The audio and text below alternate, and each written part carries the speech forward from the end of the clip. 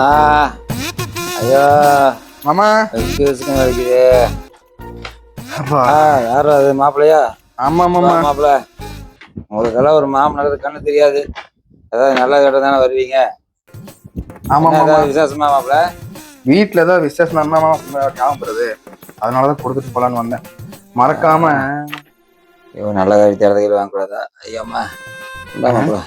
மாமா என்ன கையில கட்டு தலையில கட்டு? அது ஏன் கேக்குற மாப்பிள்ள?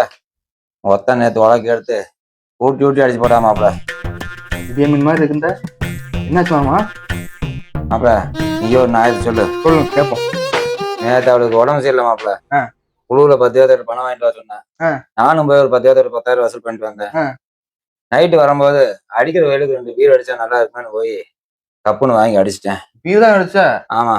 இதுக்காமா? அதே குப்புன்னு தூக்கிடுச்சு. நேரா நைட்டு வீட்டுக்கு வந்தேன். வாசலையே நின்று இருந்தா மாப்பிள்ள. பணத்தை கையில கொடுத்து போட்டு கப்புன்னு போய் போத்தி படுத்துட்டேன். வெடிஞ்சதுக்கு அப்புறம் தான் தெரிஞ்சது பணத்தை கொடுத்தது பக்கத்து வீட்டுலன்னு. ஐயோ ஏன் மாப்பிள்ள இது ஒரு தப்பா? தப்பே இல்ல மாமா. உனக்கு புரியுது, அவளுக்கு புரிய மாட்டேங்குது மாப்பிள்ள. நானு கிளம்புறேன் மாப்பிள்ள. பத்திரிக்கை உனக்காம பாருங்க மாமா. ஆசாசியா கல்யாணம் வச்சு பத்திரிக்கையை வச்சு நீ வருவ, பக்கத்து வீட்டுக்காரன் காது ஊத்துக்கு வருவ.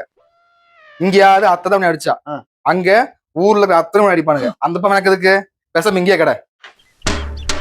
என்னடா இப்படி சொல்லிட்டு போறான்?